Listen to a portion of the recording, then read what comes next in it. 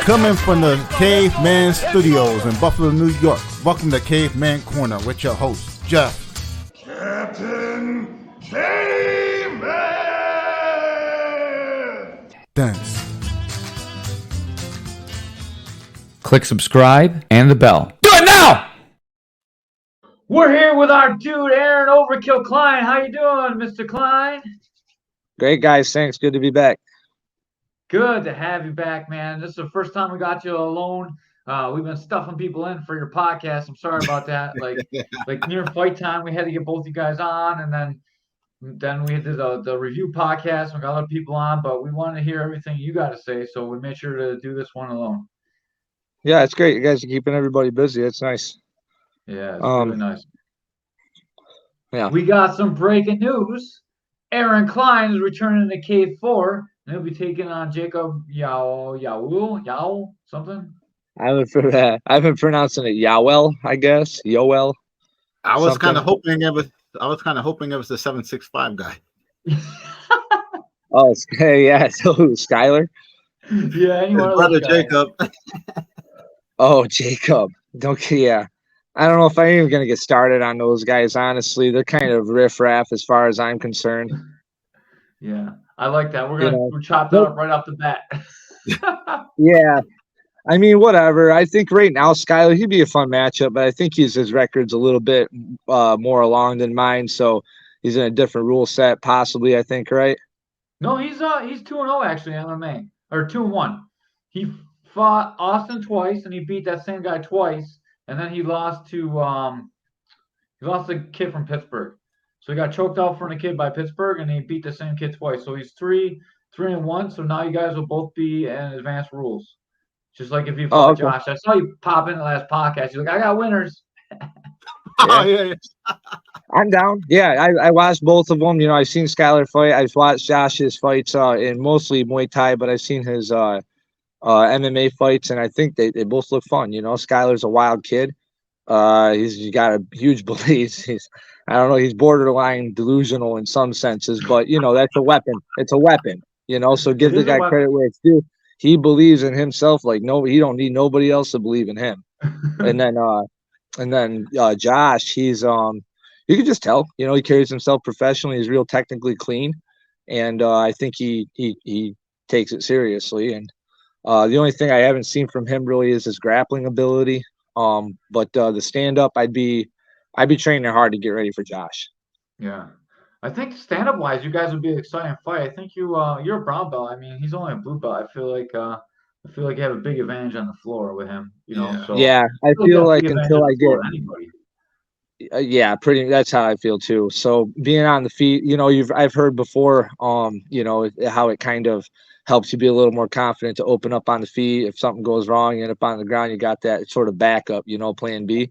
And I kind of agree. So I think a lot of times when I'm getting in these, well, I say a lot of times, but I mean, I've had 2 fights, but both times I got in the fight, I kind of carry my instructor sort of energy to the, you know, I kind of get in there. I'm sort of a little too slow. I think I'm starting a little too slow, even though I come out and I try to hit him hard. I think I'm a little too slow, feeling stuff out a little too long. I think if I just go out there and get in this dude's face and smack him, he's going down, and I'm going to sub him early. Bro, you've been in 2 fights. Neither fight has lasted longer than a minute, really. Like, so I don't think you can come out much faster than that. I don't know what you're talking about. Like, I know you might feel slow, but man, you're coming out. You're coming out, guns are blazing. Exactly. Well, yeah, we don't got time to waste, man. I'm you know, I'm trying to get this thing moving along. I want a lot of momentum, and I want to put them on notice. If they think they're going to come out and get a chance to feel me out and figure me out, they're dead wrong, because I'm going to smash them with something right out the gate. And I think if I'd have sat down on that right hand on Tyler, I might have put him down right there and got on him. Who knows, you know? But then I sort of backed off and started playing a little bit, maybe too much. And then when he did catch me that one time, it kind of was like, all right, you know, maybe I better stop playing around. So yeah, no more of that. It's I'm going to be warmed up, all ready to go. That's what we do before we go out there to fight, and I'm just going to go in there with the confidence that if I smack him with one of these hands or a kick, he's going to go down. And I've seen the footage too, so that's another thing. This will be the first guy, if it goes through, where, well, no, not the first guy. Sorry. but he'll be one of them. I actually have footage I can watch and see what he kind of has tendencies to do. And I think he's had a fight only as recently as maybe I think July.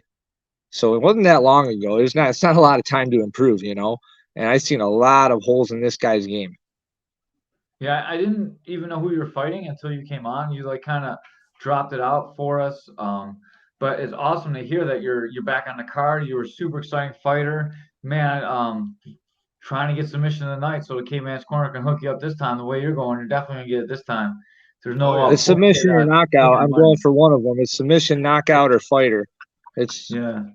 I don't think you have it in you to be a fight tonight, man. I think you end these fights too quick to ever be fighting tonight. Like you're oh, it's got to be a war, you're the right? guy that's gonna get one of the fight ending bonuses. You're not gonna ever get fight of the night if you keep ending them so quick. Well, good. Trust us, that's not a problem. The fans love it. Like it's great for the show. Yeah, no, Like, it's not. Come in, you start someone in a minute. Like people are like, that was awesome. Let's see it again. You know, No it's the doubt. right thing. No doubt. Yep. What's it Yep. like? So this would be. Go ahead. I was gonna say, what's it like traveling all the way up to Buffalo? Like it's like 600-700 miles just to come up here and punch someone in the face. Yeah. No, it's a trip. It's fun, man. I mean, I like the. It's kind of like almost like a spiritual thing a little bit. You know, you're sort of like on this journey, and you're going through everything you're going through. You're at the end of your prep, fight camp. You know, you're starting to hit your weight cut and everything, and you're kind of feeling a little depleted, and the thoughts are going, and you just got to kind of center and just you're on the mission. You know what I mean? Like nothing else matters right now, and that's it's a good experience. You know, I enjoy it. I never thought of it as spiritual, but I like the way you said it. It's like a vision quest, kind of like the movie. Yeah, yeah. Yeah, it is like that, you know. And it's kind of like a mental thing. I play with myself, you know, to put myself in that state of mind, maybe I make it a little more than it is, but belief's a powerful thing, man. I mean, visualization and belief, and then preparing that way to go in there and execute like that. I mean, that's how I'm getting it done. I put a lot of work in. I train all the time, but then when I amp it up for these camps and I'm playing scenarios and things in my head, things that can happen, things that I plan on doing. And then for the most part, it comes to fruition, you know, in some way, form, or another. Like with Tim Balo, I planned on going out there and either head kick knocking him out or submitting him with a guillotine. I almost knocked him out with a head kick, and then I submitted him with a guillotine. You know, this guy, I don't think I necessarily had a hard plan for what I was going to do because I knew nothing about what he did, but I was confident I was going to go in there and submit him. And we talked about it before. I was like, yeah, we'll probably knock him down on the feet, get on him, and submit him. And that's what happened, you know. So this guy. What about this fight coming up? What about Jacob? Yeah, like I said, he's got some holes in his game.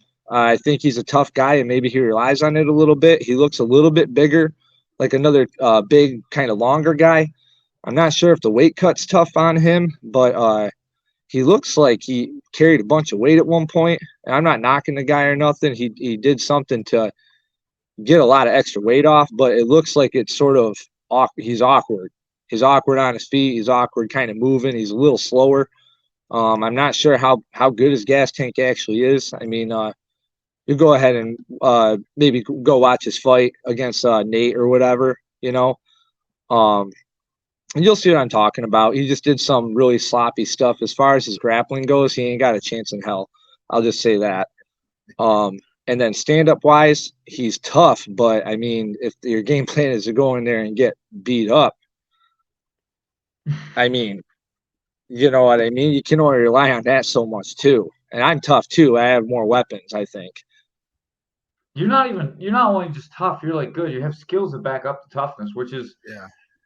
Man, there's so many tough guys. Everyone that fights in a sport's a tough guy, right? And some guys go out to prove how tough they are, and then they don't have the skills to back up the toughness. And even though they're tough, it doesn't matter because they don't have the skills to damage their opponent or finish their opponent. So they just go out and take beating after beating. And then people are like, yay, they like to see you fight because you're tough and you get beat up. But like, it's not good for you to then you're like 3-15 and you have 18 exciting fights and you got 3 wins, and it's never really that great, you know? Yeah, and then your brain's been bashed around, and you can't, your body's all banged up, and it's just kind of a downhill slide from there. So you you don't rely on that sort of thing. It's like in jiu-jitsu, you tend to try not to rely on your strength and power and that type of thing. You try to be more technical, and then that's always in the bank. That's there if you need it. You shouldn't rely on it. Yeah, Nate Feldman, a lot of hours compiled into years went into those skills, and it shows in both Yep. fights that I've seen so far. Aaron, like, man, both his fights are like amazing. They're quick, finish, goes right for the finish. He knows right to do it, where to put the pressure. When he's losing the submission, he needs to switch off. Like, these are all very skillful things that you're doing, and your stand-up looks crisp too. Is I this Aaron appreciate from that. 910 J Vegas, right? Jared Joseph. South Yeah, Carolina, you're from, correct? yeah, 910. Yep. Yeah, Oh, 910. sorry, North Carolina. Yeah, so North Jacksonville, Carolina. like Camp Lejeune area. Yeah. Okay. Very cool. Very cool. Yeah, so that actually is really cool. I don't know. I might as well talk about this right now. Shout out to all our members, our service members in the Marines. Um, a lot of our guys here that train here, they're Marines, and they're mentally gritty guys. They come in here and they grind. I've gotten a lot of hours on the mats with some really, really hard boiled dudes, and I'm super grateful for them.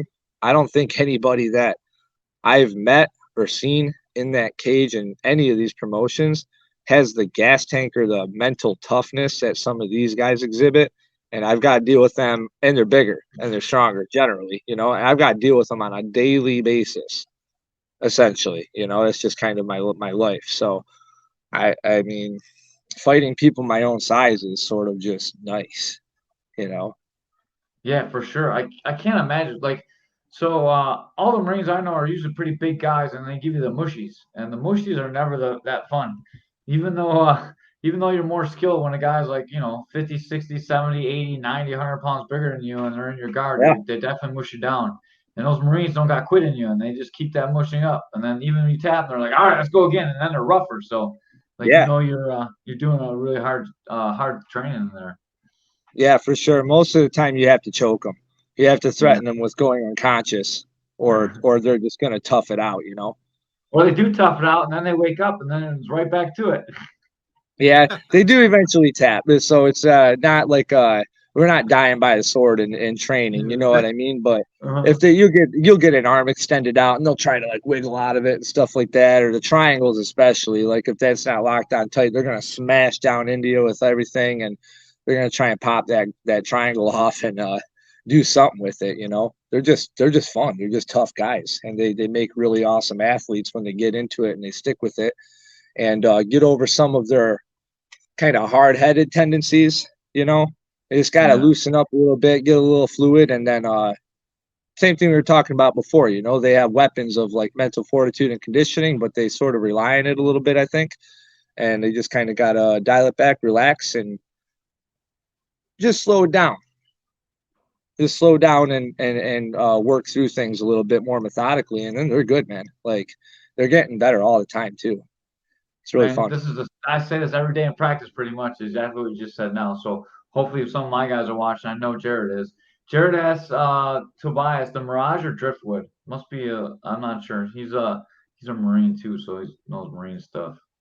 Ed Oh, Rogers in the gotcha. building. Ed Rogers in the house.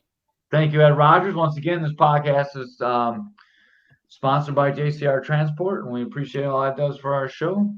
Donna Feldman, hey, Aaron, back home in Springville. Yeah, you got the fans in Springville. So for anyone that doesn't know, you're originally from this area anyways, and that's one of the reasons why you go back and forth to K4.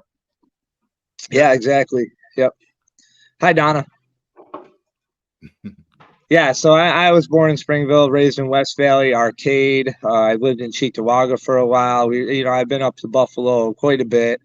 Real familiar with the area. A lot of people do know me, especially in the Southern Tier area.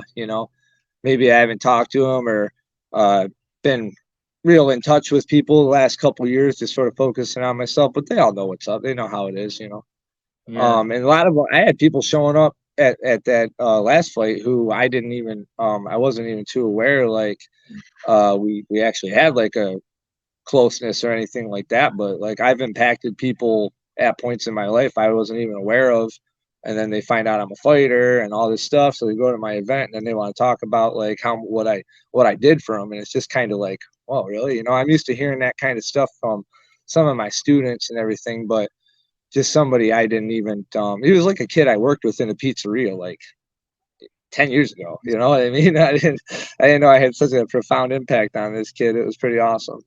That is awesome. While we're talking about the impact that Sensei Aaron has had on the local folks, make sure when you buy the tickets, you put Klein in as the last name, Klein, and then Aaron will be credited for ticket sales. Want to make sure that when you guys buy your tickets, that Aaron gets paid for it, and Right. every penny helps. They're coming a long way, so let's make sure that we hook them up.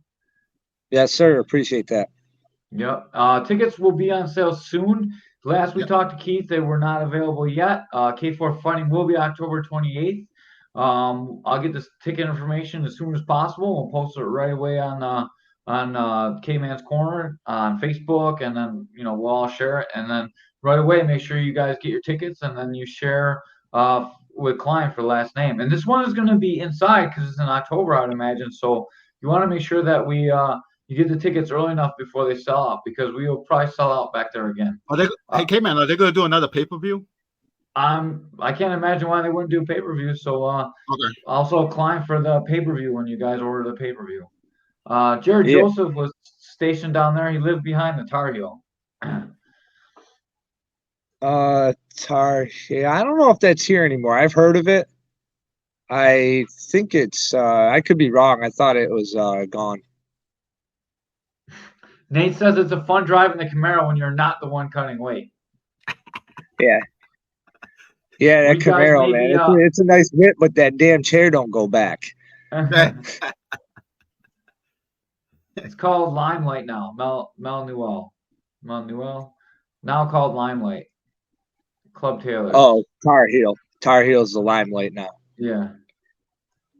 So it sounds like you guys are violating a couple speeding laws or rules on your way down if you're coming down in the Camaro. I don't know. I can't say. I can't call it. Ray, Aaron looks smashing those shades, dude. No prize money. Cough up the shades. Oh, man. Your fans know our show, too, and they know us. It's awesome, Aaron. All the guys that love you are they're love you to death, man. They love you enough to know who we are. That's pretty amazing. Listen, Aaron's my favorite fighter. Yeah. I got money on him. Right on, Ray. Appreciate that, man. Hey, you guys want some shirts this next time around? I didn't get to give you any shirts last time. All right. Yeah. You like that one that I put out last time, or you want to gamble on the new design? I'm not letting anyone see it until it's done. But you want the old ones, or you want the new ones? I want the newest one, man. What do they cost? It'd probably be like $35. Okay. Cash App or I don't know. Either Facebook or probably Cash App. I know PayPal.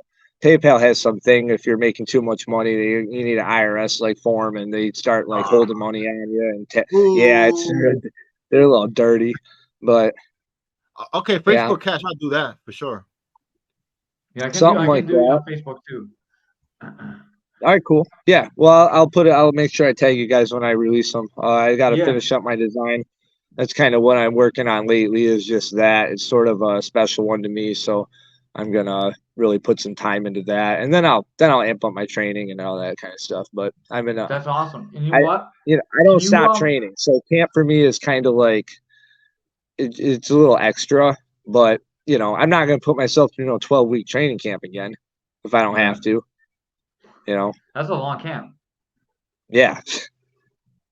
Well, overkill, man. That's where the name kind of comes. I'm always a little bit over prepared somewhere. You know what I mean?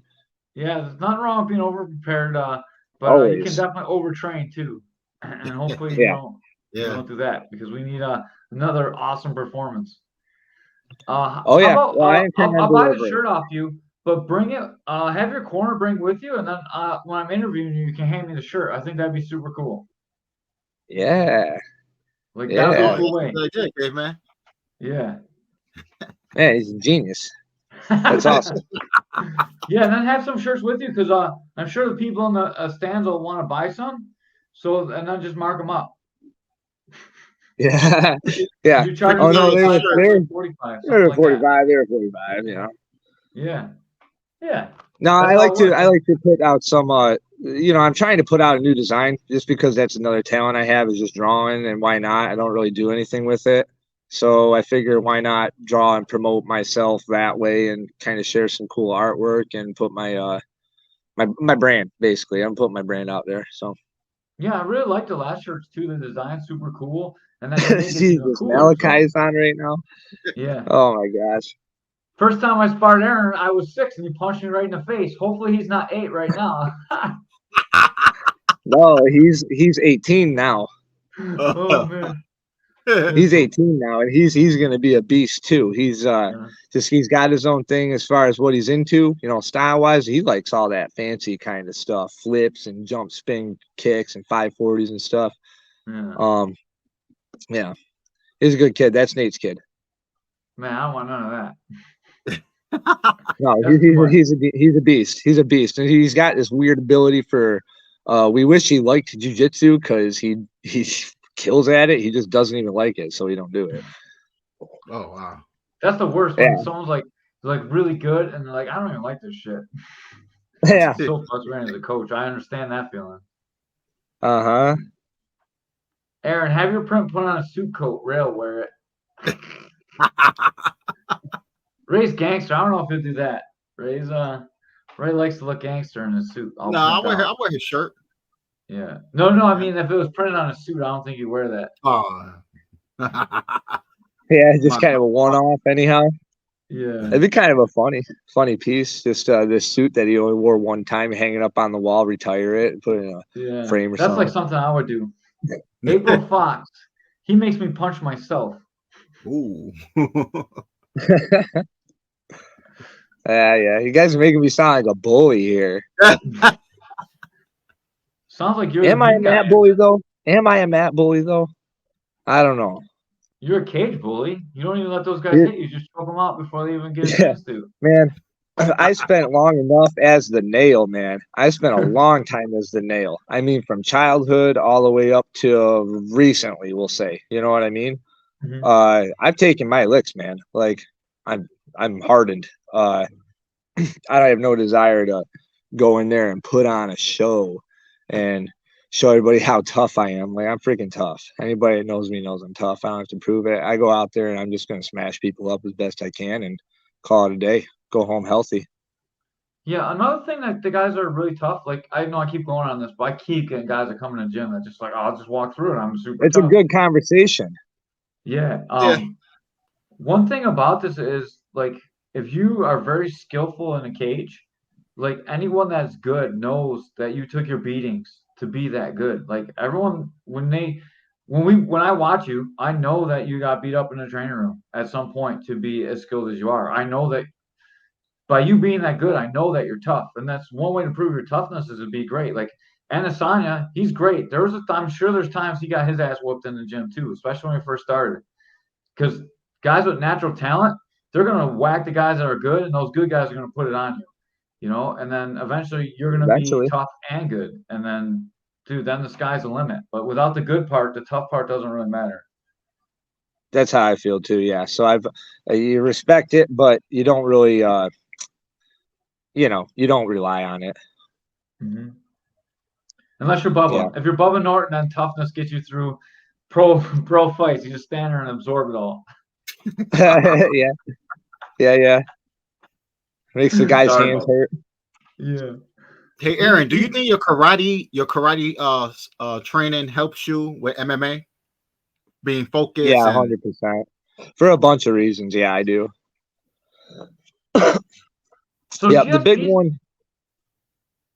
Go ahead. Go ahead. I want to hear what you guys say. I mean, interrupt you. So yeah, on the karate, I'm glad you guys asked because more or less the usual conversation about karate is it's a joke and it's for kids and it's this kind of softer art, and I know that, right? And in a lot of ways it is, but there's a lot of benefit in going in and training and not getting hurt all the time, So I mean, I come in here and yeah, I practice a lot of footwork and angles and timing, especially, you know, controlling the distance, making sure the exchanges are happening on my terms, and then being able to stay calm kind of in that moment, you know, that kind of danger zone, and waiting for that shot, that opportune moment where you got him dead to rights, you know, and you let off and smack them, and then that's pretty much it with that, you know.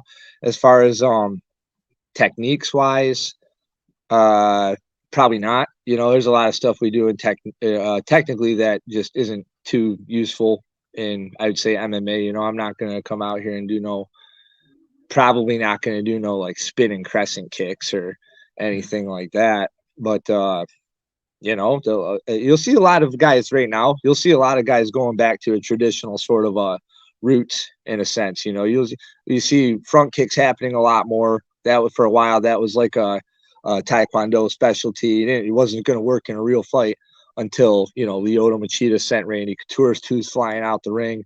You know, then Silva front kicks Vitor Belfort, and then you got Michael Chandler doing it to Tony Ferguson. You know, so a front kick it's like a overpowered uppercut, you know, right That to your side kick's chin. getting really popular too. That step in side kick.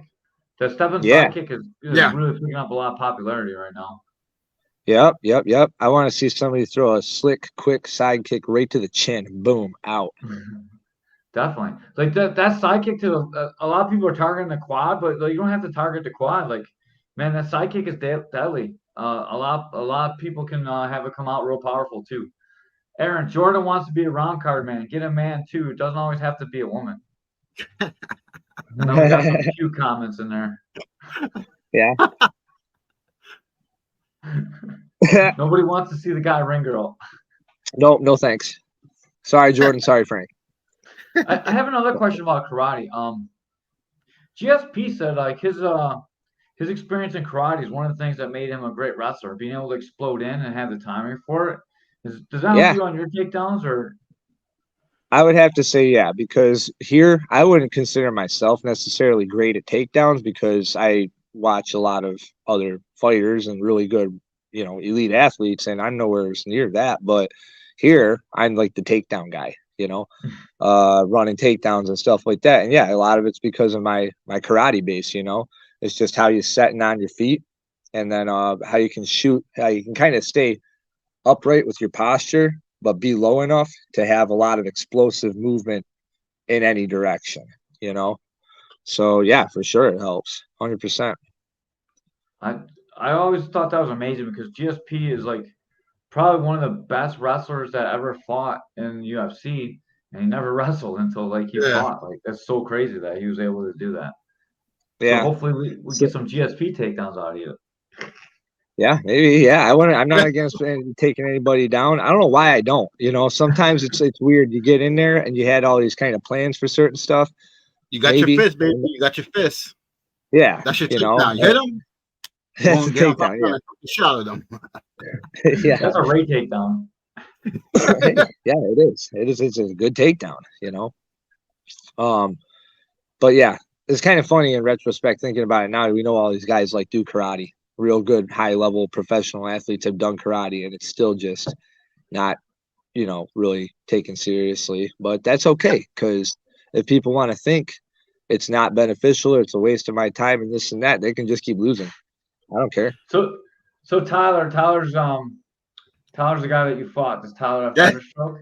And he's left hook is the best takedown. Yeah. Thanks, Tyler. Hey, Aaron, did you ever do punch fighting? Tyler's been training with me lately. His left hook is pretty good too. Like you cracked him with your left hook, but his left hook is like dazes you too. He's got a pretty good left hook. Nice. Yeah. Man, lots of love for karate coming through. Oh yeah. April 1st, I love karate with the real heart. Yeah. Or straight left, Tyler again. Yep. But yeah, I could run some takedowns. We'll see what happens. I think this guy is probably going to want to keep it up on the feet. He's gonna want to lead him with leg. He wants to kick my leg.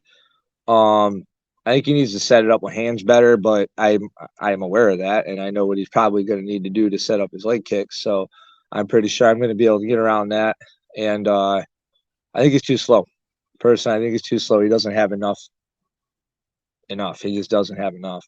I think he about took himself down with he was like grappling against the cage with this Nate kid, and he like went for like a leg hook takedown, and he like basically like just lost position and fell on his back.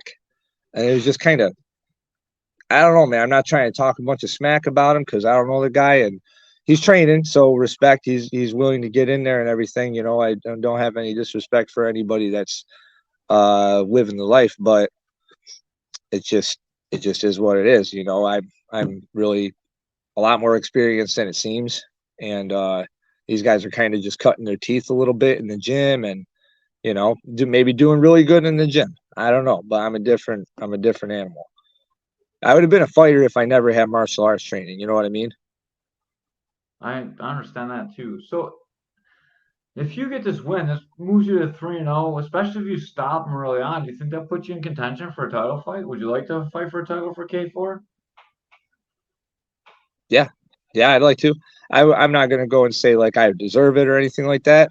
That would be up to Keith, and but yeah, I'd be willing to go up there for that again. Yeah, Absolutely. that'd be awesome. And then looking ahead too, you know, I don't know if it's supposed to be like out or whatever, but if they end up doing something down here too, you know, I wouldn't mind being a champion for K4 if they're running their promotion in New York and North Carolina. Like, why would I pass that up, you know? Yeah, for sure. That would be Yep. that'd be great. That's another reason why I was thinking about like would you do it? Because maybe you're the guy that fights for the title down there. Like that'd be a great way to headline the show because it would be local guy fighting for a title too. Yep. I'm just throwing. I don't even know if that's ever gonna happen, but like I was just Yeah, spitballing me out there. neither. But you know, I'll just stay in the mix in case it does. If it does, great. If it doesn't, I mean, I'm just gonna keep going until until I'm done. You know, I think I'll get probably 5 amateur fights, maybe a few more if they're not the type of wins or anything I want like that. I want mostly good dominant wins on my whole amateur record. I don't want any questions or anything like that. And then I want to go pro for a couple fights, maybe 3 to 5 fights or something. I don't care at that point. I just want the experience and a good resume that, you know, says what I'm about pretty much. Mhm. Nate says we're coming for that K4 strap, either New York or North Carolina. That's what I wanted to see. Oh, And yeah. Mel, yes, Yes, sir. 100%. Yeah, you got the fan support. You have very loyal fans and very loyal Oh, students. yeah. So I think it'd be amazing for you to get a shot at the title, and then maybe you might have to go through like I don't know one more guy after this one because you know you haven't really fought a guy with like a really good record, but you should definitely be in a title That's eliminator. It's true. not a title fight, you know.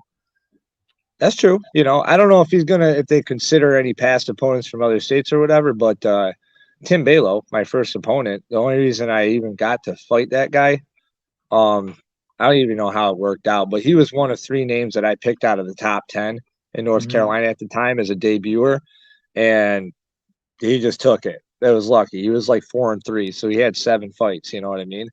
Yeah, And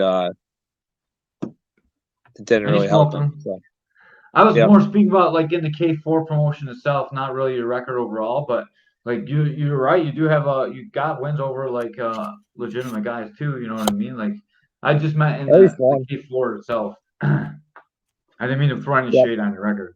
As far as records go, no, yeah. And I think you know, Tim had that sort of record going for him or whatever, but Yeah.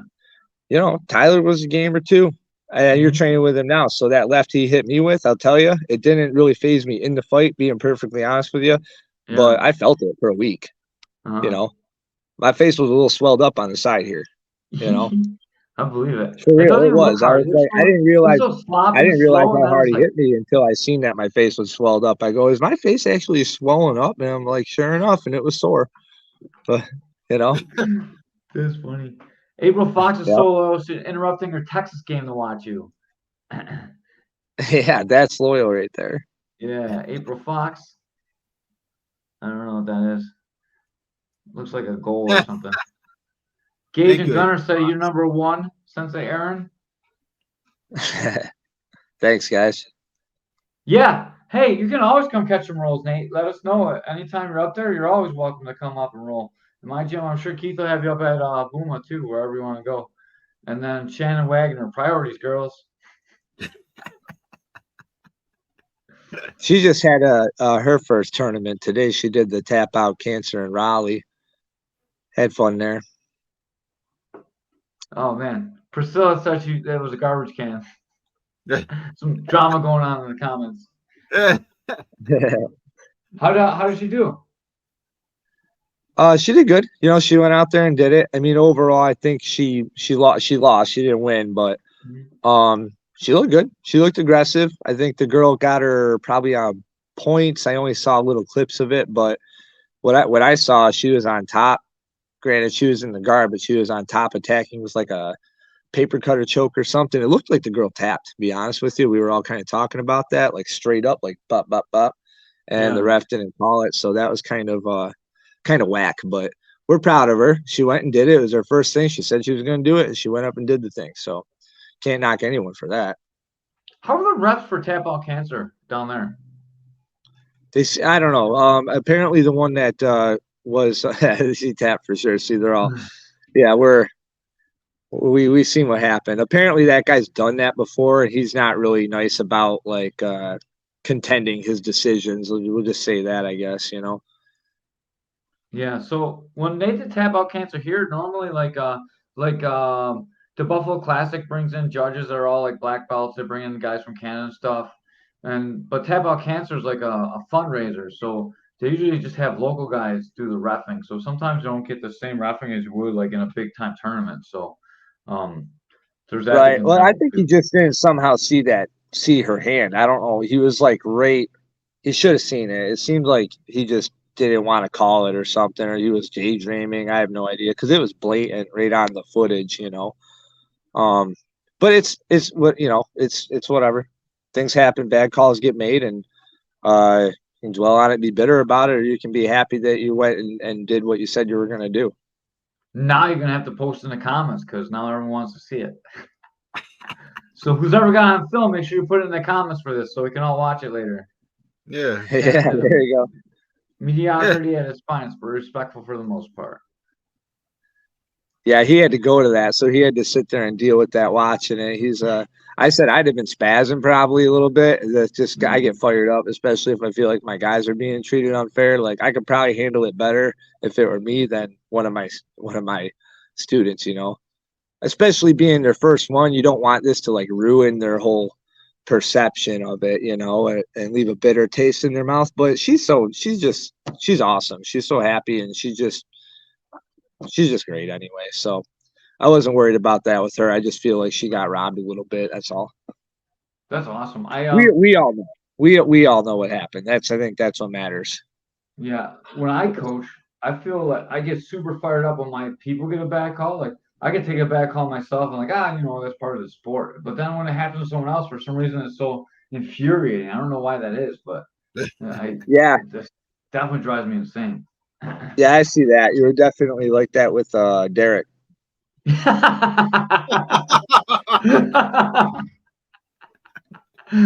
I'll take that as Oh, a no. compliment. Yep. That's probably not good since I commentated this fight and I was fired up, but Hey, The shit, blue belt. we're human, man. We're human. I know you got to be professional and stuff, but you know, yeah, I don't blame you. yeah, I hear you. Man, Frank with the comic book. We had that the guy that makes comic books, and ever since then, your guy, new boy Frank here, he's always got to leave a comic book crack. I don't know about this guy. I love that you watch the show, Frank, but you gotta let the comic book guy go, man. We like comics. We're nerds. Yeah, yeah, yeah. Aaron's upset equals no one's safe. That man, it keeps coming back that you're a Matt bully. I don't know what's going on. Oh, now someone else is like ruining it. You guys are super sweet and supportive. Sounds like you're a good coach to me. Thank you, Nate. if I can watch football and listen to this, you can hold off on the comic book. Ah, No comic books, not on this one. yeah. So I want to move into something a little bit more serious, and we'll lay off the comments for a little bit while we talk about this. But I know you suffered a loss recently with your mother, and I saw you post about it on Facebook, and you talked about maybe not fighting for a little bit and all kinds of stuff. So I was actually surprised that you signed for this card. So I want to take a minute and just check up on you and see how you're doing and make sure everything's all right. I appreciate that. Yeah, things are okay. You know, they're okay. Like I was, I'm glad we talked about it a little bit, you know, before a little bit, because it's still hard, man. You know, it's never easy to lose somebody that was there your whole life, that loved you so much, did everything she did for everybody. You know, we're all feeling it, man. She was such an awesome person through and through, and she got dealt a really, really bad hand a long time ago, and it wasn't fair. But she did the most she could with it. Raised 3 kids. You know, had a bunch of great relationships with people, great relationships with family. Everybody like adored her and respected her. You know, um, she was just a tough lady. Had a ton of fight in her. She'd been battling sicknesses since 1997. You know, a bunch of stuff like I don't know if it's probably not a problem if I got into some of it in a little detail. You know, I'll probably spare some of it just for myself. I don't want to get upset or nothing too much on in front of everybody because I've been doing good at holding it together. I feel I just want to stay like that. Um, but she had a bad gallbladder like a long time ago, and she had to get it taken out. And the doctor that did the surgery totally botched this job and almost killed her. And then ever since then, she was just on meds, you know, and the meds ravaged her system. It really destroyed her immune system over the long term, and she just kept getting sick and sick and sick. She'd catch flu multiple times a year. She get everything. She was just susceptible to like everything, sick, illness wise, you know. So she had to be real careful, and she gets sick a lot anyways. And she would still get up and do every damn thing she was supposed to do that she said she was going to do until it got to a point where she couldn't, you know. Like later on, she got um, put on oxygen and stuff. Needed a lung transplant, was going through the steps of getting off of all these drugs they've had her on since, you know, the 90s, you know, 25 years or something like that, you know, of hard medicine, they call it, you know, painkillers and crap. Uh, and then she had to get off a bunch of that stuff, and they're trying to give her more. And it's this stuff, it, it's just such a, they're so shitty about it. They do all these things to your body, and then they put stuff in your body that long term they know causes way, way, way more damage. Man, I mean, it's tragic. She was putting her hands in her life in these people's hands most of the time, you know, just trusting them to do what they wanted her to do to be okay, just to be okay, you know, just to not feel pain all the time. And it just it ruined her body. Her immune system was gone. Her bones were so weak, man. Like she would cough and have coughing fits and break ribs, you know. And she at some point or another, I can't really remember because it just became a frequent thing. She started like having fractures in her vertebrae from maybe sitting down too hard. We don't know, you know. She just everything like, and then so that's all going on, right? And she had to get herself off all these meds to be able to get in this transplant list and process going. And she found out she had breast cancer at that time, you know. So then she goes through, and she only had it in like one of them, but she went through, she got the whole thing done. She had the double mastectomy, you know, went through everything that goes with that while on oxygen and still dealing with all the fractures in her spine and wherever else, you know. All the flare-ups that happened from the medicine that they had her on. and then she had that done, and then she gets denied for the transplant. You know, so she just went through hell and back, and then had to go through all these hoops for everything for nothing, really. I mean, um, but still, despite all that, man, you know, we had a kind of a rocky relationship growing up. There was you can understand now with what you know how she may not have been always the most upbeat, cheerful person. You know, she's dealing with a lot of pain a lot of times, and I was too young and ignorant to know that at the time, and we just butted heads. You know, because it's just we're both like that anyhow. You know, we butt heads, and we're both fiery, and we're both fighters, and we're challenging type of people. But she always won, just so everybody knows. She always kicked my ass. But uh yeah, just for her to go through all that, and then she started to really come around once she had to get on oxygen. And I don't know if it just like humbled her in such a way that she had to let go of a lot of negativity in her life, in her heart, in her soul, and she just had to really appreciate and just start loving, you know, the people that she had around, and it showed. I mean, it was just sort of uh kind of miraculous. I mean, that was something I didn't know I would see from her necessarily. She was always loving, but much more so, like with everybody and everything. When it started to get real bad for herself, like it was like the more she suffered, the more she loved everybody else. It was just the wildest thing, you know. She was just a champion. And then she got to go to a concert. God bless my sister for doing everything she did, because I've been down here, you know, and my sisters have been home taking care of her for a long time now. And Kristen was able to get her to the concert she'd been wanting to really go to for a long time and never could because of health issues and stuff. So that was the only reason she wasn't actually at my fight, is because they happened to have it was on that day and they had to go be in Pittsburgh, you know. Oh, So so she went and did that, and that was awesome. They live streamed it, and got to be there, sort of, you know, in a way. Wore my shirts and everything. Still showed out for me even at the concert, you know. that's Um, awesome. yeah. And then she got sick while she was down there. Got stuck in the hospital for a couple weeks. Came home same night. Fell over, broke her wrist, and then ended up right back in the emergency room. And then Monday morning rolls around, and Beth goes to check on her, and she's good. She leaves for work, and then my aunt came over to check on her, and she had passed in her sleep right after getting out and done with all that crap.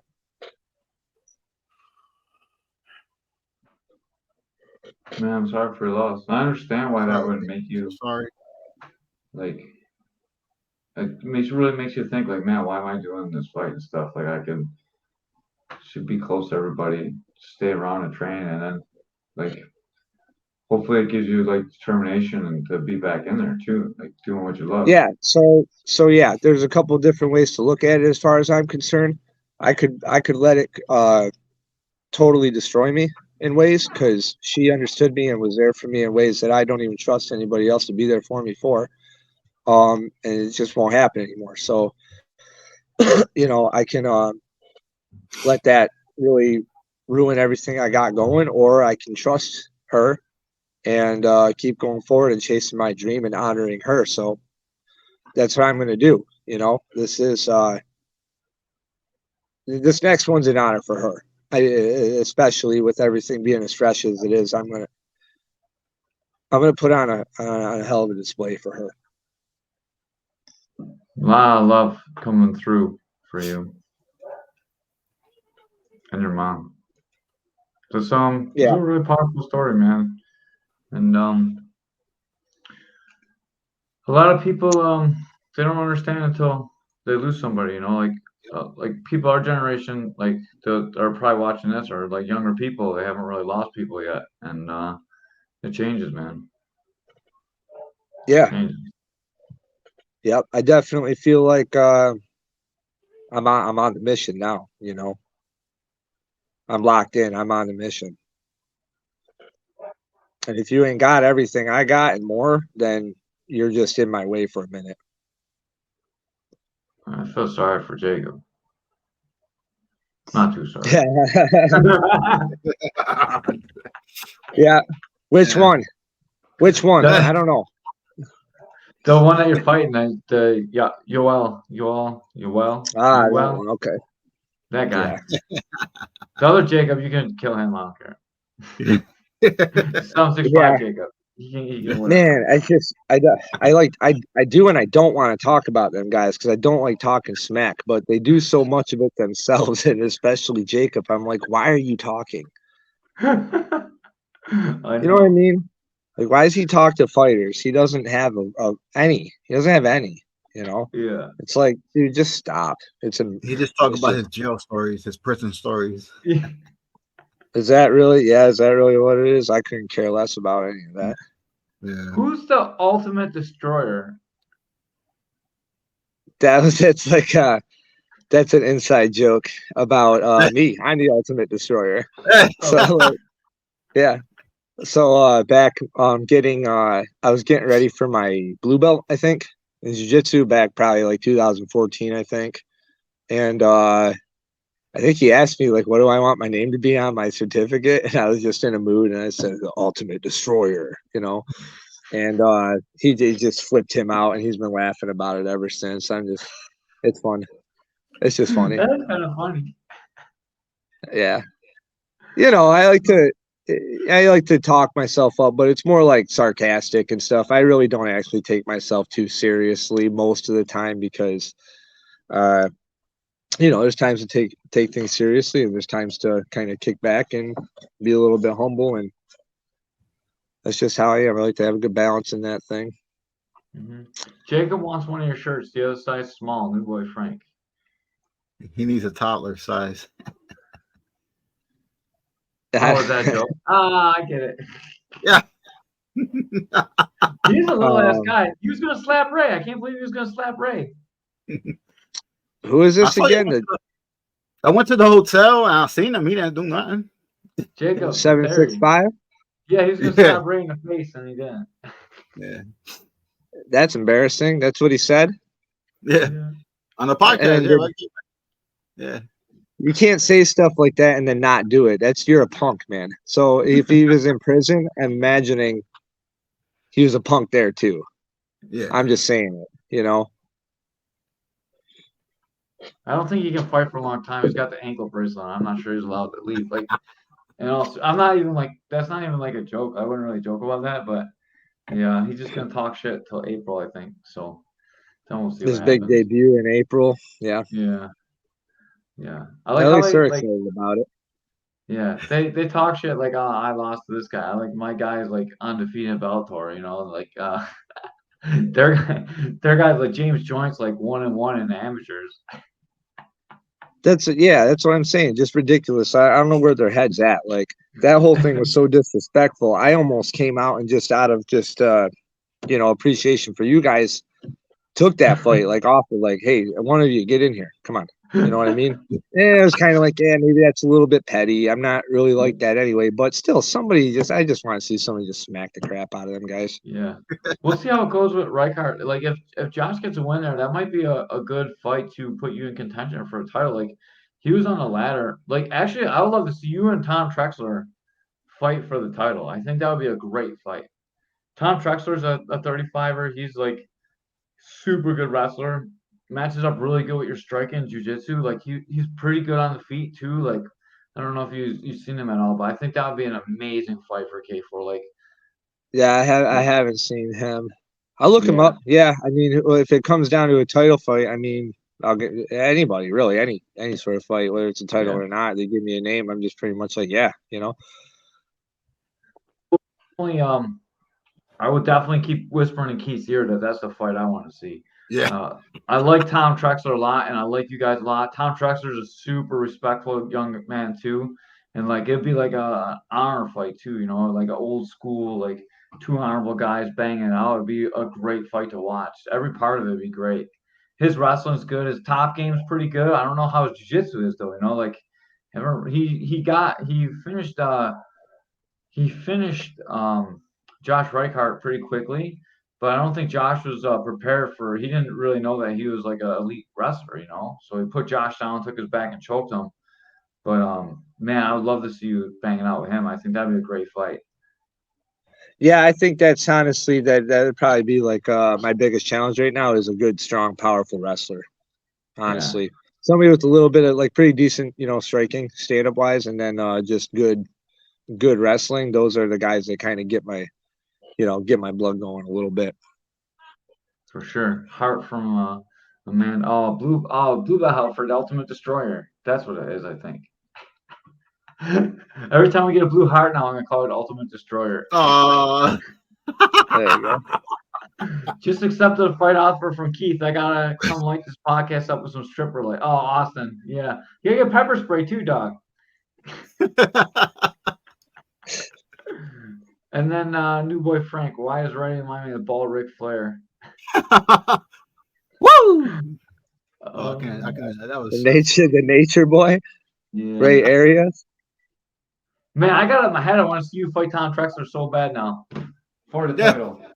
Well, let's get this one out of the way, and then we'll go from there. If they want me to have another one first, or they want me to just go right into it, that's fine with me too. Pepper spray and taser on the deck. You got it, man. You do that, you're on the podcast, Austin, for sure. Make sure that guy hurts everywhere. Did you beat this guy up so bad that he hurt it everywhere? This little young kid? Yeah, that was the last. Yeah, that was the last training camp. He wasn't 6 when he hurt everywhere. He was 18. Yeah, you're definitely a mat bully, but I like it. Yeah, he's maybe a little bit sometimes, but it's good for them. I'm telling you, I was the nail for a long time. It's good for you. You guys aren't getting actually hurt. It's just it's toughening you up. Yeah, it's good for you. And you guys keep coming back. Don't act like you don't love it. They definitely love it. They keep coming back, and it's definitely making them tougher. I can tell. Oh yeah, you're a great coach. You and Nate seem like got like very good chemistry, like a very good gym. Yeah, I like to believe we do. Yeah, we really do.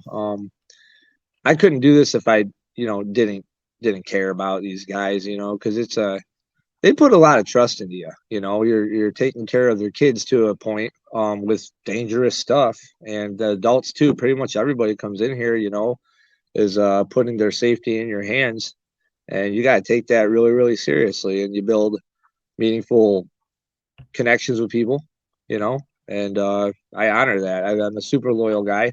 I have a huge heart. Probably got all this from my mom, and that's just how it is. And I have a bunch of loyal fans that are really great people, and I like to think that I just, not like talking myself up or anything like that, but I like to think that I attract that. It's kind of that law of attraction thing, and the belief in the visualization, like I was kind of talking about earlier. Like I've tried to make all this happen, so now it's happening, and people are on board with it, so we're just going, man. Aaron and I also like to knock each other's contacts out. Knocking this poor little girl that gets smushed her contacts out too. Oh man, beating up the kids and the women. She is pretty little too. April, she's small. That's short stack. Oh man. Are you short stack or half pint? I'm sorry, I don't remember. Oh man, to have fans like this that actually follow you around, it really shows like how much love that you do have for the gym. I love like a lot of my people. Short stack. Short stack. Short stack. There we go. That's what I thought. Okay. Christina's half pint. She just went over to Okinawa, so that's another Marine family that we got traveling the world. We got people from our gym all over the world. It's crazy, It's funny that you got enough people like that. You get the nicknames confused too. It's tough because there's like so many personality types in the gym, but they're all they're all separate people, but they're all like start out as the same personality type when you first meet them.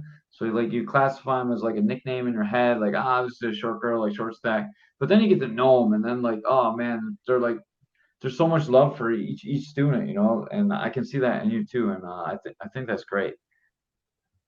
Yeah, April's a beast too. Like she doesn't she's super humble. She's a very, very humble person, but she trains like maybe more than anybody else here. It's crazy, you know.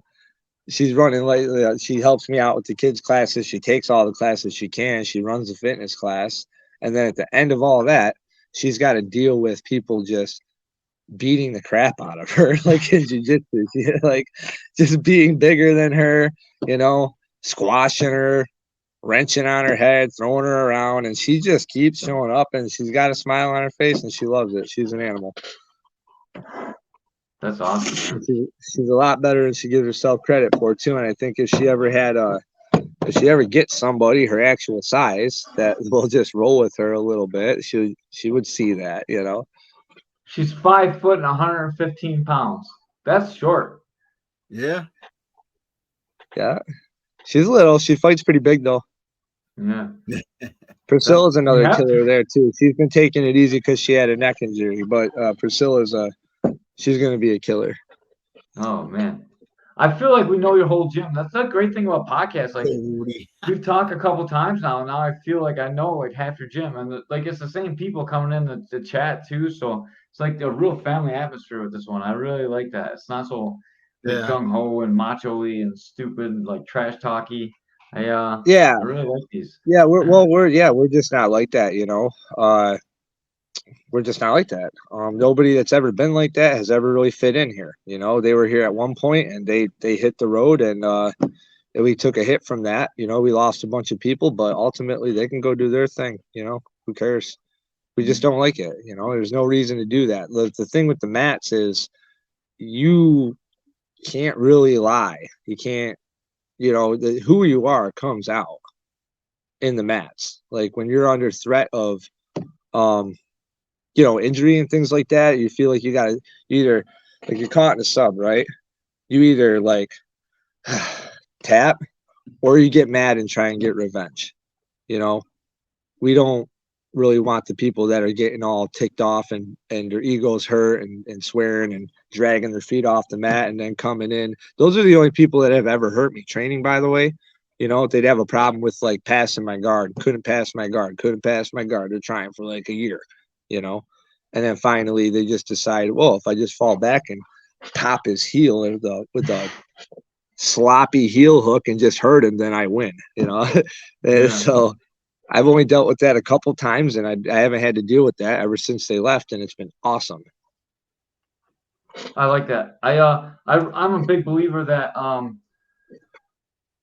like gyms have vibes and people need to respect the vibes. And I have a small gym and like everyone is like a family there, and I treat everyone like a family. And people that aren't a family, we definitely we don't let them around. You know, like I don't want to have like bad people in my gym, and I'd rather not take their money. I'd rather just have that that family atmosphere that you're talking about right now. And I like That's that. how you grow. That's how you get better. You know, you can't really. You have to have those sort of roles in those training sessions where it's iron sharpens iron, and you kind of got to get gritty and dig in deep sometimes. But it's not conducive to long-term training. You don't always. You're not necessarily getting better for that. Like the same kind of people I'm talking about, right? Like I can't tell you how many times they've had to drop out of their own fights and commitments because they got hurt just beating the crap out of each other in the gym. Like wanting to be, you know, wanting to be a name in the cage or a fighter or something like that. They just go, I don't know. It's just messed up. I would rather just, you know, have a good relation with people in the school and be able to train and work your technique in a safe way. And then it's worked for me. You know, I'm kind of proof of that formula. I'm not in a position. I'm not even trying to get all beat up and smashed up all the time. I stay healthy. You know, I'm 30, maybe I'm 35, you know, and I got late start, but I'm not all banged up. I'm really healthy. Like I could legitimately probably make a real run right now. If I wanted to. I'm not going to lie. I've kind of been a little bit wishy-washy on the fence as far as like long-term goals with MMA. I just want to have something on my resume, have some experience, have some fun with it. and eventually just teach and eventually have some of my own students that want to do it. By the way, I'm not trying to force anybody to go, oh, you've been training this long, you got to go take a fight. No, people do what they want with their martial arts, but I really have a appreciation and respect more so for the that warrior spirit, those guys that want to get in there and put it out there on the mat in front of everybody, win, lose, or draw. Those are the guys that we love, and those are guys we try and support with this podcast. And it's one of the reasons why I like you. Like it is what it is. Like you said, everything gets shown on the mat or in the cage. Eventually, it comes out in the cage how you handle. Like you'll see a guy that's a bully and he goes through everyone in amateurs, and the first time he gets tested, like he cracks and he falls apart. And you don't seem like you're going to be that guy. So right, yeah, I could see. I've seen that people get kind of deflated, start making excuses, blaming everybody, wanting to run it back. It only happened because of this and that and the other thing. And I was, yeah, I've heard all that kind of stuff. So, yeah, the headgear didn't fit. That's why I got knocked out. I seen you. I actually went back and watched your fastest knockout. That was pretty dope. I had no idea that was a real thing. That was cool. You thought I just made it up? No. I mean, I didn't talk about it last time we talked. I'd gone back and watched it before, but I watched it again. It was really cool. I don't know if I ever seen anybody just get. It was so delayed too. Yeah. Oh my God, it was so good. I felt it go right underneath his rib. Like it went up underneath his ribs. I could feel his ribs go by my leg. It was so cool.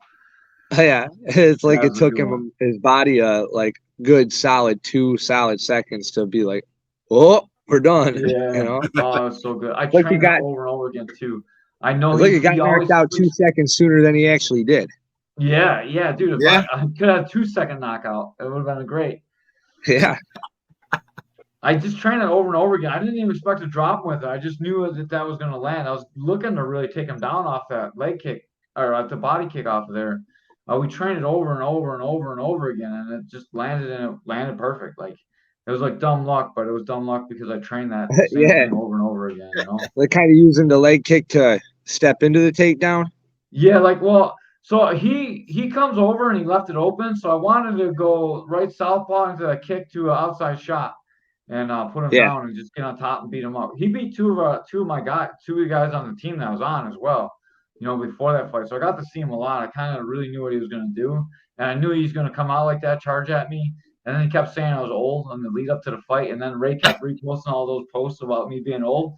So I was like mad about him calling me old too. And yeah, it was just like the perfect storm. And it landed perfectly. I knew that kick was going to land. I just didn't know it was going to be devastating like that. And I might have put a little bit more on there than I really meant to because it was really supposed to be a distraction. But I was like, ooh, I see this one. And I just dug in deep. Yeah, I mean, you were both going forward. I think from what I saw, and you probably just you put some more heat on it than you thought you did. Yeah, that was just perfect. That's the best shots are always like that, though, ain't they? Like you don't feel like you hit that hard. Like no, I mean, when I hit Tyler, with that left. First of all, I didn't even realize that what I hit him with. Second of all, I didn't even know. I didn't even really feel it.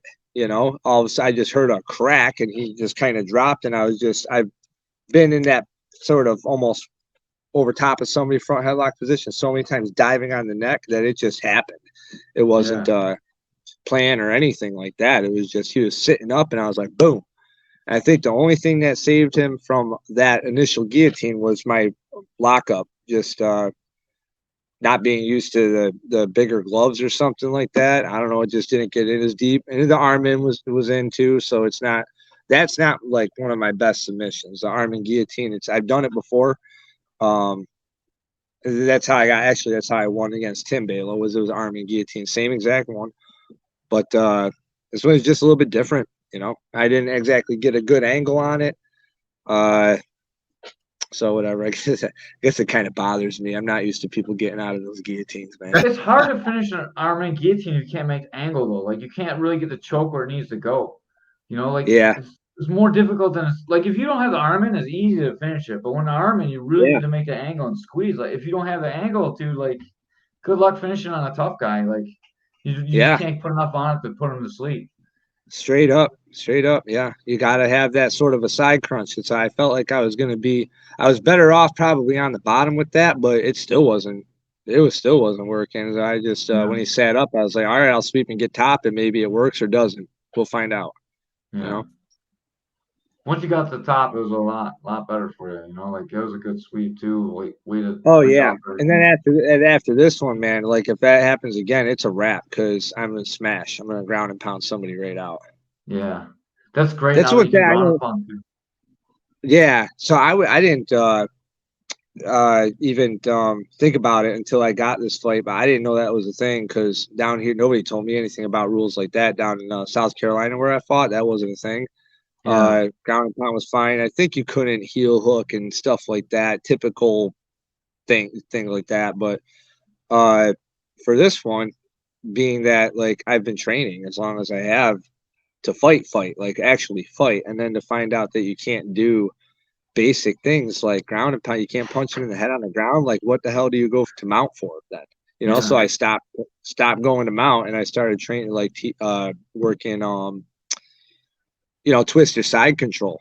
I had the idea I was going to get like sitting on their arms in like a good cross body position, maybe knee pin on the hips, and just smash on their solar plexus from there. I was working that for a little bit. I was working side control. I wanted to drive some knees into their body because I was like, no, I like striking on the ground is a great way to put somebody out. Like that's what I want to do. We couldn't believe they take that option away, but yeah. if they're talking about longevity of the fighters or whatever, they don't want to get them to get hurt or something. I don't know. I don't know about how I feel about that. If that's the Yeah. reasoning. It's like they Um, separate in New York, like they have novice. So if you're a novice, you can't do until you get 2 fights in, you have to have no ground and pound. And kickboxing, you have to wear headgear for 2 fights too. Like it's New York's crazy. so I think what I was getting at with that was like it's really it doesn't really do anything for like somebody like what's that do for somebody that's actually like new at fighting and martial arts versus somebody like me. You know what I mean? Like I've been training this long and now I can't do certain stuff. And it's just kind of like I'm not actually a novice though. You know what I mean? Yeah. Like my record says I'm a novice, but I'm not a novice. I It's think just not fair to new fighters. I think for the new fighters, they don't want like someone that never fought before getting cracked, that doesn't train anywhere, falling down. They don't know how to fall. They hit their head. They're already like concussed and knocked out, and then the guy's on top pounding them out. Like I think that's really what they're trying to stop. Because It could, and that's a legit concern. That's fine, but I think you just have a good ref for that. You know what I mean? The yeah, ref can just stop the fight if he sees you get clocked good. Like you had no perception to block that shot or get out of the way, and you just ate a hammer and you fall down and smack your off canvas. That's a wrap. that's You know what I'm right. saying? Combat jiu-jitsu is illegal here too, so I don't know. Yeah, yeah. It's wild. New It's York's just like crazy. a regulated state, man. I don't know. Like I don't want to get New in York trouble with any State, commissioners because I know they watch the podcast, but like no fun they're state. Don't tell me we're not allowed to talk about it. That's another whole another New thing. York State, communist state. you guys can talk Yeah. about it, but I'm friendly with most of the regulators, so I want to make sure that I stay friendly with them. I don't want to like throw them under the bus. The No, I mean, lawmakers, like I'll I throw don't hate them for lawmakers under the whatever they're, bus. I don't hate them for whatever reasons they have Yeah. for it being that way. I don't care. It is what it is. I don't get it. I don't think it's fair to, Mhm. for a couple reasons, and they probably think it is for reasons. So whatever. Disagree. I'll get out of that, class. I'll just start hitting people when I'm allowed Yeah. to. It's over now. You got your 2 wins. Oh Now you yeah, can go. you can beat the shit out of somebody now. There we go. Okay. So it is 2. I thought it was 3. No, your third fight you can Oh, ground upon. yep. Oh, good. Okay. Yeah. So great. So So how many fights? He's I'm got two too. predicting I'm So gonna you smash can him ground on the upon. feet. I'm probably gonna knock him down on the feet. Okay, and I'm probably gonna TKO him on the ground this time.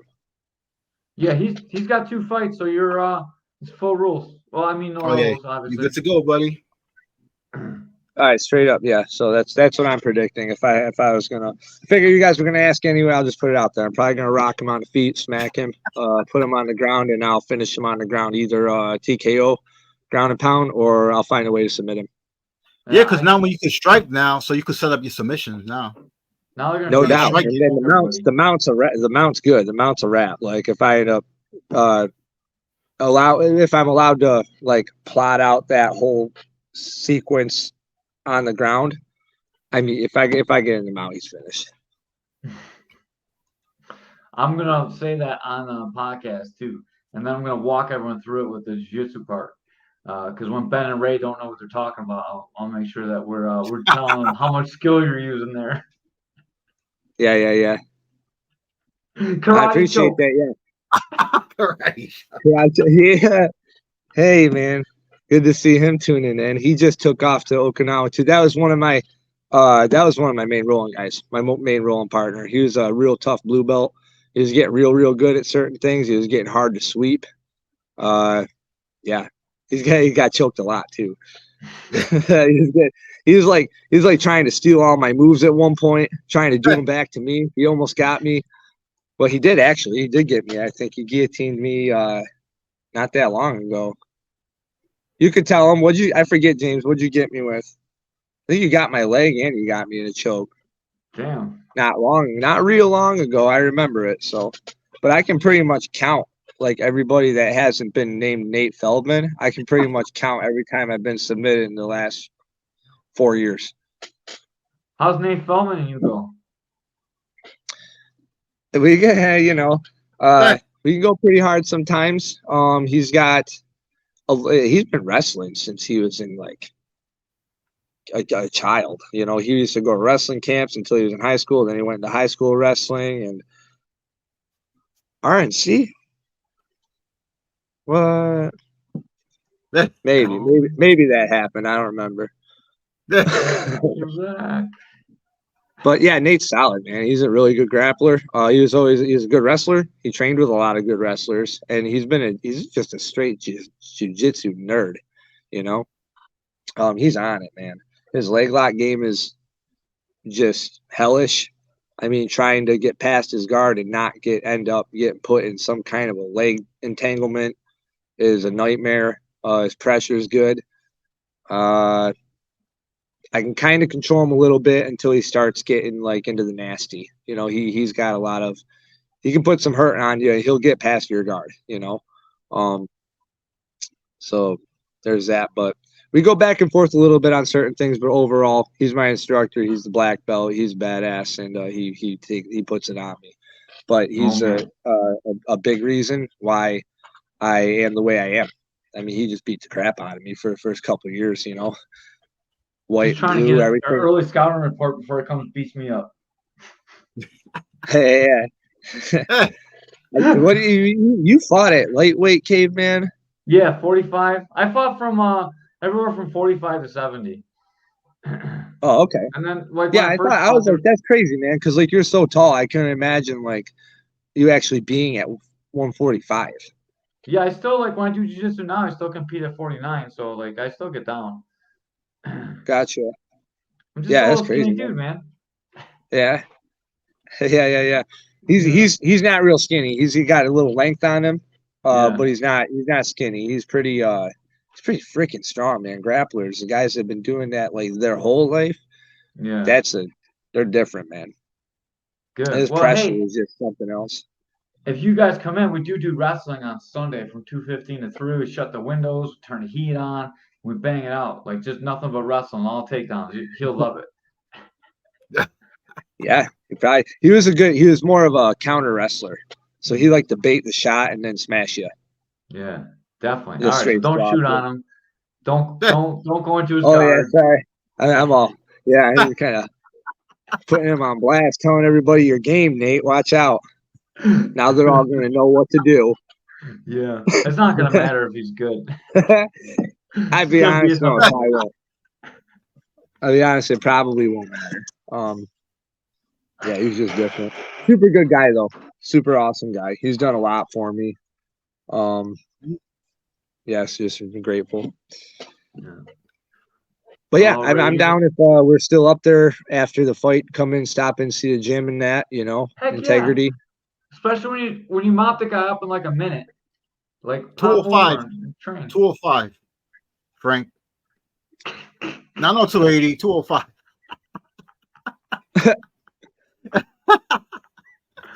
Hi, Nate's mom. Frank, you trying to make your debut against Ray here? What are you trying to do? Oh, you don't want that. 205, Frank. Ray's got some old school leg kicks, dog. You don't want to eat those things. Yeah. No. I don't like eating the leg kicks either. I got some tricks for that though. I like when people think they're just gonna come out and smack my leg because they can kind of, I'm kind of a little more bladed, so they think they're gonna kick the back of my leg. That's perfect. I love that. Do you like put your foot out to stop the calf kick? I don't want to tell you. All right.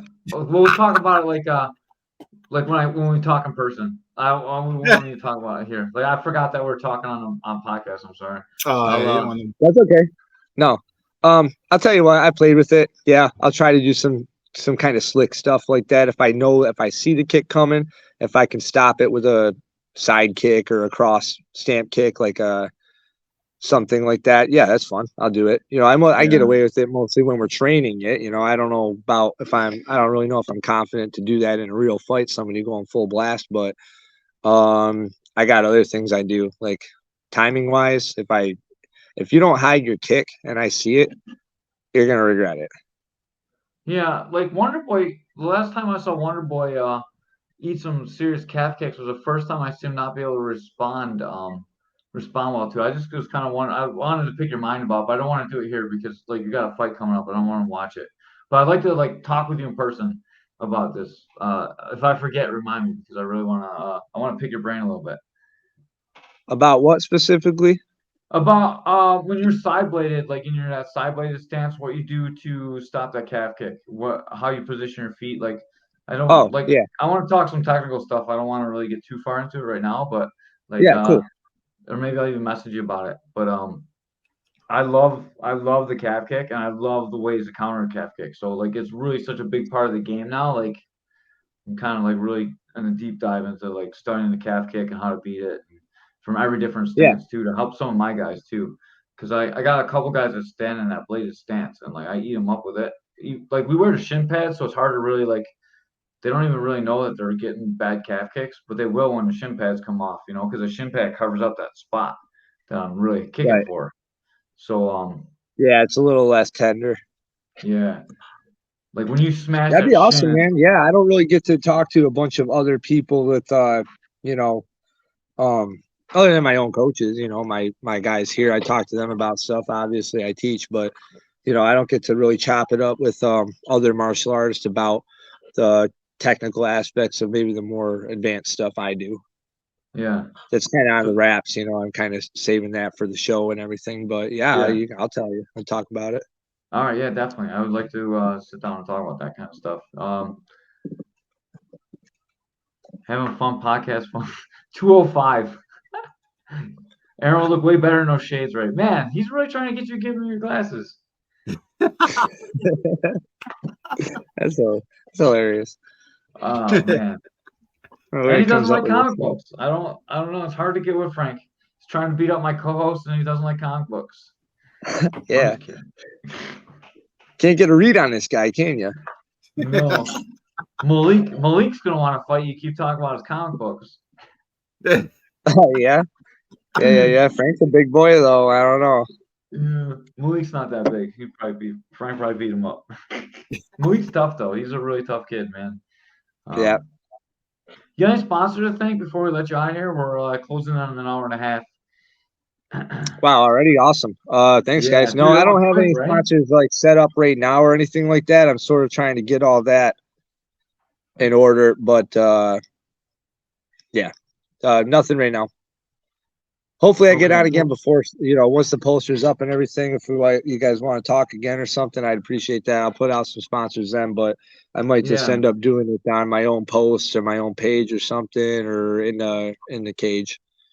We'll probably be busy close to fight time, so maybe we'll try and get you on with Jacob. I know we always stuff you in with someone else, But like when it gets close to fight time, we have so many to do that like if we could get you on with your opponent, I think that'd be another good one too. That'd be interesting. I'm open to that experience too. I haven't been on a podcast with talking or looking at the guy that I'm supposed to go beat up. Yeah. I kind of try to keep it separate. Like I'm not into the touching gloves and buddy and everything. Yeah. Like before, yeah, we're enemies until it's over. Right. You're just in my way. I think the best podcast we had so far with two people on was Oliver and Sean Doyle. And they were like super respectful, and they were like I really liked that one a lot. So it was easy to talk. And then like the 765 ones get totally out of control, and they're kind of fun because we can just have them on and we just sit here and Yeah, they talk to each it other. turns to like a Jerry Springer show. Yeah, It takes care of does. itself. Yeah. Those are But, like that's your easiest podcast for sure. They just kind of go off and it's just, yeah, dude. I almost don't even want to be involved with them guys because of just that kind of just ridiculousness. Like, I want to believe I'm a little bit beyond that. I don't need all that crap. yeah, that crap's all right, I guess. It works a lot better when it's like a guys with like big winning records talking to shit. Like when Right. you're like amateur guys that like got a few fights, is like no one really cares, Like what do No, you it's got? just annoying. It's more Yeah, annoying than anything, I think. exactly. Man, like when you see good guys like Oliver and Gino talk and you talk, like they carry a certain amount of respect, like, and when they say stuff, it's like I'm gonna do this to you, and you're not gonna be able to stop me, and it's said with intent, and like that's cool too. Like I like that kind of trash talk, Right. but Well, I yeah, don't like my opinion though. So this is my stance on trash talk. I don't think saying something like that with the skills to back it up and the belief you're going to do it, I don't think that's talking trash. I think that's a warning. I think yeah, no, like I mean, that's like a grace. I That's like a nice thing to tell somebody. Like, hey, watch out! I'm going to do this. Good luck, pal. I don't think yeah, it's talking trash. I don't really consider talking trash, but like that's what Right, I I know like to what you see mean. for trash talk is what I was trying to express. Yeah, I know what you mean. And Yeah. then I just think a lot of other people have the wrong idea about it. If you say anything that sounds like we're gonna get in there and fight, you know what I mean? At the end of the day, it shouldn't matter what I say. It's all just building and promoting the fight. But still, have some class. Like there's some things you just shouldn't say. Like, and you just know what I mean. We don't really have to go into it any more than that, Yeah, so I just hopefully we get Jacob on at some point. Hopefully we just get to talk and we don't get to really I don't really want to know anything about him. I don't want to like him. I don't want to really respect him any more than I need to as somebody that I have to fight. But yeah, I will. I think it'd be a good experience too. I can't not talk to these guys or not face them. Well, the other thing we could do is like we could have him on and we talk with him, do his like bio stuff like we do with you, do like a half hour, and then have you come in like a half hour in, and then we could have you guys talk up too. That'd be Whatever okay. you'd be more Yeah, comfortable whatever with. you guys like. Yeah, we'll let Ray figure it out. Ray gets all the guests and he like schedules the guests and he does like a very good job with it. And I usually I just come here and make fun of Ray, but Ray's very good at getting that guests on. And dude, like I appreciate him like way more than I let on and publicly. Like every time we get off here, I'm like, oh man, that was awesome, Ray. You did such a good job. But I never really say it live. So like I love you, Ray. You're doing an awesome job, dog. Love you too. Yeah, even though you're a little quiet, Ray. You're a little quiet, but we appreciate you. Yeah. That's because Ray's always looking at tentacle porn. Come on, Caveman. What are you? He knows he is too. He can't even help himself. I'm sorry. We had to bring this podcast down into the gutter. It was like too good until then. It was too good. Yeah, I agree. Yeah. All right. Thank you for all your time, Aaron. Anything else you want to say before we let you get out of here? Yeah, thanks for everybody that watched. That was really cool. Thank you guys for having me on. I can't wait to come back up there and do even better than I did last time. It's gonna be crazy. Yeah, I do have one thing to say that he didn't say. K4 fighting is October 28th. The Supernatural ticket information is coming soon. Make sure when you buy your tickets, you put in Aaron Klein for the name.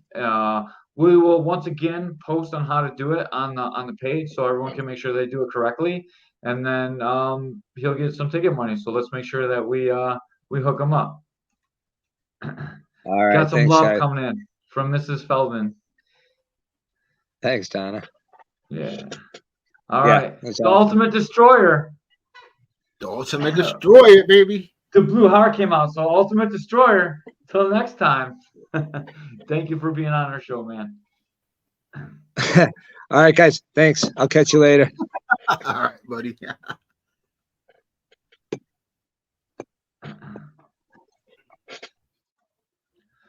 Nice. Awesome. That was really good. Oh, yeah. He's such a cool guy, man. Like I love Yeah, him to he death. is, man. He really is. Man, I hope he goes to your gym, Caveman, and do a little training. Yeah, dude, I love to train him. I think that'd be super awesome. I'd love to get a black belt in. And Caveman, I gotta say this. Caveman. This is the first podcast we had that had me tear up. You know? A little bit, yeah. It was a little bit sad. Yeah. Man. Like, I'm glad he was okay talking with it. That's why we did to prep it for the show. I wanted to make sure that I didn't want to bring that out. Like that's something that can change things, you know. Yeah. And yeah, I'm like his mom's special, so. Oh yeah. Oh yeah. Tough. Say, hey, Caveman. Go ahead. Go ahead. No, go ahead. I was gonna say you don't do well. Like you got all teared up, and then you're like quiet for the rest of the podcast. You like your face got red, and then you're like just you weren't yourself, man. You know, when I hear stuff like that, stories like that, you know, I had a family member that's passed away not too long ago too. So I had me thinking and had me zoning out. Just thinking about stuff. Yeah, I hear it, man. My uncle passed away not too long ago. So, yeah. Yeah. Yo, did Skyler go to your gym? No. Oh. He didn't even come up. I tagged him. I was like, Skyler, not at my gym. He's like, we didn't even come up this weekend. We'll come up at a different time. So we'll see. Maybe he'll come up. Maybe it won't. Who knows?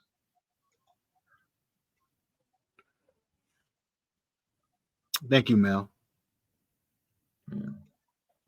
It's tough, man. We all people that passed, dude, and then yeah, I mean, I think about it all the time. I got my parents, and they still alive. And I know it could be that day. You never know what's gonna happen. I could pass away. Yeah. If you pass away, I promise I'll be sad for at least 13 seconds. At least 3 times longer than my fights last. We had a big class. Last longer than the liver kick. I'm just kidding. That's not a funny joke, but it's kind of funny. We did have a big class waiting for Mr. Nethery. I keep saying his name wrong. Skylar Nethery. We did have a big class. At least I'm not the only one that has a morbid sense of humor. Thanks, Mom. I'm glad you laughed. Yeah. All right. I'm You go watch UFC? Yeah, are you gonna illegally stream it? Yes. You illegally stream it all. Dana's gonna watch our podcast and come and find you. Dana White gonna be like, who the fuck is that guy? I'm gonna probably just listen to the Rogan. Rogan's doing a fight companion, so I'll probably just listen to that instead of trying to steal it like a chump. I don't want to get viruses all over my stuff and have people steal my Facebook account. Yeah, that's true. Yeah. Oh man. Yeah, I can't wait for this K4 event though to come. Yeah, I think Aaron. I like Aaron. He's a good fighter. He's well rounded. He could strike and dude. How good is him and Tom Trexler? How good of a fight would that be? Oh man, that'd be an awesome fight. That'd be fight of the year. Yeah, it'd be like the Sean Doyle and Oliver of You know, MMA. You know what I'm saying? yeah, dude, I MMA. agree 1000%. Like they both can fight both on the feet, on the ground. Like Trexler's a better wrestler, but Aaron's got like way better jiu-jitsu. Like, Right. So it'd be that classic battle, jiu-jitsu versus wrestler. yeah. And they both got equal striking even. Well, who knows whose striking's better, honestly, you know? We've only seen Right. Aaron drop Tyler. We haven't seen much of his striking. We don't know if he can eat a punch, but man, him and Trexler would be so good. Them Lombard MMA guys are really good too. Everyone from that school is good, and like Tom is like he's a super classy guy too. Like, Yeah. and it's almost the same fight because like Oliver and Sean were so respectful. These guys would be super respectful. Like Yeah. man, it's the kind of show that's the kind of fight Keith would like too. I think How about Mason? Mason, what weight class Mason? 35. That's the same weight too, but Okay. Mason's like leaving for the service. Remember? Boo! Yeah. Well, that's not boo. Like he's gonna go serve our country, man. That's pretty awesome. I know, but I want him to train and keep fighting. Yeah. Remember, I was fan. like Mason and Mason's probably not really. Maybe he is ready for this fight. Like, but I'm not sure stand-up's ready for Aaron yet. You know, he needs a couple fights. I got you. Yeah. His wrestling's good for anybody though. Like, so. He's like ranked number one. He's ranked number one in Greco-Roman, right? Once you get that inside. Did you see he got DQ'd his last fight? No. He did that sub-only grappling match at Gladius, and the guy triangled him and slammed the guy, and he got DQ'd. Oh, I didn't see that. Yeah, Videos out there. I wasn't out there, but I saw the results. I'm even more happy that we sponsor him now because of that. That makes me so happy. I'm so proud of Mason. And then we got Mike Stevens having what is it? A fundraiser. Fundraiser at Sammy's Pizzeria in Niagara Falls. We shared a poster on the fan page. Yeah. And I'll post it on my page too. So I posted on my page as well. We should try and get their whole crew on and do like a little, or maybe go there and go live or something. Yeah, we could do that. I definitely want to go. I'm gonna be there for Mike, but I just want to try that pizza out. I'm gonna go there and eat healthy with Mike. I'm gonna be eating a pizza. You guys eating healthy. Oh man. What time is it? Yeah. I'm trying to see what time it is. What time the fundraiser is. Right I believe now. It's 6 o'clock, if I'm not mistaken. 6? That's I believe perfect. So. Because then I can come right after class. And I can I believe so. Let me see right here. Yep, 6 to 10. All right. So I can go right after class then. I can meet him up there. All right. Let's get out of here. No one wants to listen to us talk about our plans. Oh man, Jared's gonna split a pie with you, Ray. Oh, let's do it, baby. Let's do it. Oh yeah. I heard Sammy Pizzeria sells Chicago deep dish too. I would like to try that. Do they? How are their wings? I don't know, but I was looking at the menu on their website, so I know they do a Chicago deep dish. I would like to try that out. Yeah, I like wings. I eat no pizza. I get all fat. Dude, if I have one slice, leave the eating to me and Jared. If I eat one piece, dude, I eat the whole pie. Like I can't stop myself once I start. I have no discipline, so I need to not start. That's the whole goal. Although it's going to be the weekend after I do the tournament, so I'll be ready to eat again. Let's do it, Buffalo baby. Classic is the week before. Buffalo Riverworks, Josh Ketchery. We had him on the podcast. We had an awesome podcast with him. So that's also coming up at Riverworks. So make sure you guys sign up for that. They're going to have Nogi this time too. So bust out your spats and let's make it happen.